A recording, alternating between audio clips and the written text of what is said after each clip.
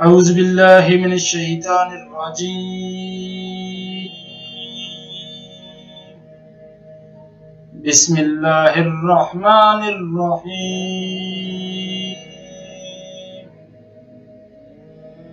السلام علیکم ورحمۃ اللہ وبرکاتہ۔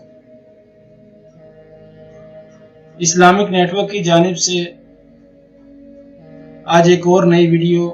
اور ایک اور نئے عمل کے ساتھ آپ کی خدمت میں حاضر ہوا ہوں،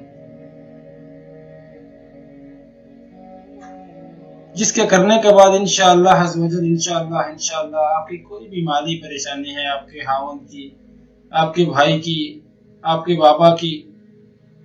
اللہ رب العزت وہ دور کر دیں گے اور آپ کے مال و دولت میں برکت ہو۔ یہ بہت ہی مجرب وظیفہ لے کے حاضر ہوا ہوں، اور ایک اور بات، یہ وظیفہ ہماری ایک بہن نے ہمیں ای میل کیا اور تحفتاً پیش کیا انہوں نے، اور ان کے بقول ان کا کہنا تھا کہ یہ وظیفہ انہوں نے کچھ دن کیا، اور یہ وظیفہ کرنے سے پہلے ان کے خاوند رکشہ چلاتے تھے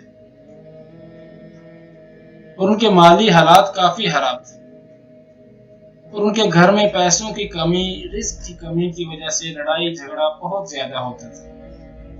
سکون نہیں تھا، پریشانیوں نے گھیرا ہوا تھا۔ یہ وظیفہ کرنے سے اللہ رب العزت نے انہیں اتنا رزق دیا کہ ان کے گھر کے مالی حالات ماشاءاللہ بہت اچھے ہو گئے، اور بقول ان کا کہنا ہے کہ آج ماشاءاللہ ان کے خاوند کا اپنا بزنس ہے، وہ اپنا کام کر رہے ہیں، اور اگر میرے کوئی بہن بھائی مالی پریشانی کا شکار ہیں، کاروبار کی پریشانی ہے، کوئی بھی مالی پریشانی ہے، مالی بندش کا شکار ہیں، تو میری کوئی بہن اپنے بھائی کے لیے کر سکتی ہیں، جو اپنے خاوند کے لیے کرنا چاہیں وہ اپنے خاوند کے لیے کر سکتی ہیں۔ انہیں کوئی بھی مالی پریشانی ہے، جو اپنے بابا کے لیے کرنے چاہیں وہ اپنے بابا کے لیے کر سکتی ہیں۔ تو یہ وظیفہ ضرور کیجئے گا، اللہ تعالیٰ ان کی مالی پریشانی، آپ کی مالی پریشانی دور کرے۔ تو وظیفہ کچھ یوں ہے کہ آپ نے رات کو عشاء کی نماز کے بعد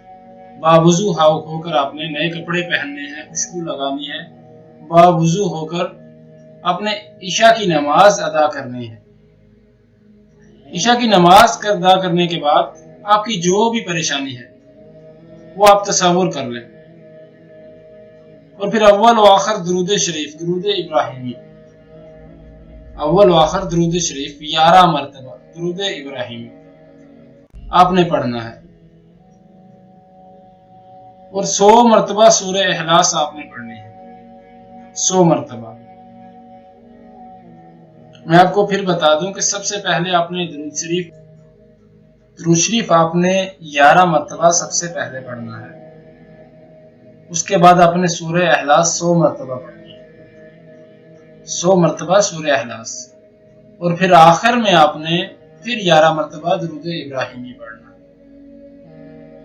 اور پھر اللہ سے رو کر اپنی جو بھی آپ کی پریشانی ہے، مالی حالات کی پریشانی ہے، آپ کو